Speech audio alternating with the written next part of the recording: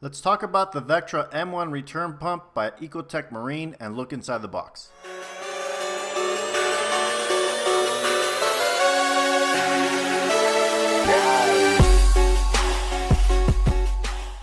Hello everyone, ReeferGil here. As we get closer to swapping out my 75-gallon with my new tank and swapping out some of the older equipment with the upgraded equipment, I'll be sharing with you all the significant equipment upgrades for this new upcoming build. In this video, I'll be doing an unboxing of the EcoTech Marine Vectra M1 pump and discussing some of the reasons why I decided to swap pumps, to include making a miscalculation before buying the Vectra M1, a miscalculation, or better stated, an assumption which still has me feeling a bit cheated. We'll get back to this in a minute. As a refresher, I started my 75-gallon system with a Mag 7 return pump 4 years ago. I found the pump to be way too loud, and about a year later, I swapped out the Mag 7 pump with an Eheim 1262 return pump and has been running in my system for over 3 years now. The Eheim is much quieter than the Mag 7 and has given me zero issues. When the Vectra M1 was released about 2 years ago, I purchased it with the intention of swapping it out with my Eheim for the Vectra. Yes, I've been holding on to the pump in storage for a very long time. Now here's where I find things to get a little interesting. Around the same time the Vectra was released, Neptune Systems announced that they were working on their own pump, the Core. The Core is also a DC pump and would be fully compatible with the Apex controller. Okay, so now for the part that has me bent out of shape. The assumption I had made when I purchased the Vectra was that it would be compatible with the Apex controller. After all, the driver of the Vectra pump looks exactly like the MP series circulation pumps driver, which we all know are compatible with the Apex controller.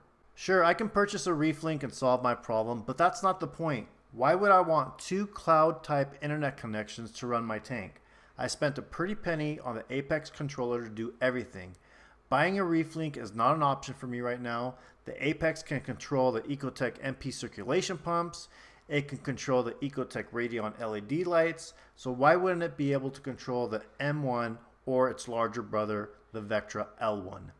Come to find out, EcoTech Marine and Neptune Systems had some sort of discord over the companies launching and or announcing their own brand of DC return pumps right around the same time. The end result was a decision not to allow Vectra to be compatible with the Apex controller. Whether it was EcoTech who didn't want to play ball anymore or Neptune Systems who wanted the pump to be exclusive to the Apex controller, no one knows. So I held on to the Vectra in storage, hoping the two companies would play nice and provide the consumer with some sort of update allowing us to pair the Vectra to the Apex unit. No such luck. I even tried to return the pump, but I've already broken the seal by opening the box. As a total control freak reefer, I was and still am very disappointed on how my two favorite companies have handled this situation. In case you missed it in last week's video, I hard plumbed a drain and a return line from the basement to the upcoming new system in an effort to be more efficient and streamline the steps I take to do water changes. My plan as of right now is to use the Vectra M1 pump in my newly mixed saltwater bin in the basement to do my water changes. When planning out a new build, the only thing you can truly plan on is changing your plans as you go along.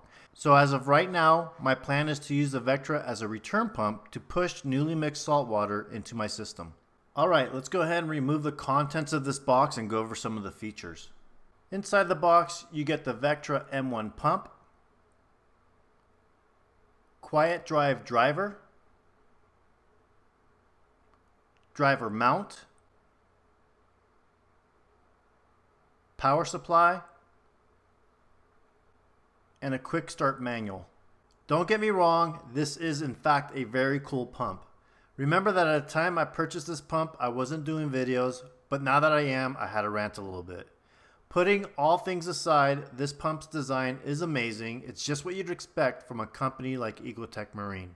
The pump's body is white with stylish blue collar fittings, one of them being a 3/4 inch return, the other one being a 1 inch input. The pump measures approximately 5 3/4 inches tall and is about 6 1/4 inch long.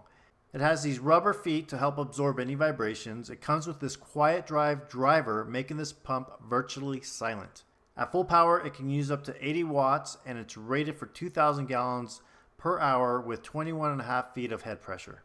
Although the pump is not Apex ready, you can still utilize ReefLink via EcoSmart Live to take advantage of all the pump's features and modes. The pump is set up as a return pump right out of the box, but it can also be used as a closed loop pump. When used as a closed loop, there are additional modes that can be utilized for random circulation. The pump can be submerged in water or used as an inline pump outside the sump. Taking a look at the driver, there are three main buttons: Mode, Set, and Options/Power. There's also this dial which lights up to control the amount of flow you desire for your particular setup. There's also a feature that allows you to lock the flow once you've established the amount of water you want. The lock feature is great in preventing someone from inadvertently changing your flow. On the driver's underside, there's a power port and a port to allow you access to a battery backup in the event of a power failure, which is a huge advantage this pump has over other pumps. If you're not using the ReefLink, you can manually place the return pump in feed mode by pressing and holding the mode button for 3 seconds. If you're not aware, feed mode will slow down the pump's flow to allow your fish to feed without food racing across the tank or down the overflow. However, once connected to ReefLink, you can program certain events that may occur to send you an alert of a potential problem.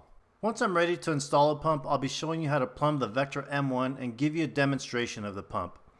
Till next time, please subscribe to follow along with the build process, hit that thumbs up to support the content that I'm putting out, and we'll see you guys next Sunday. Thanks for watching.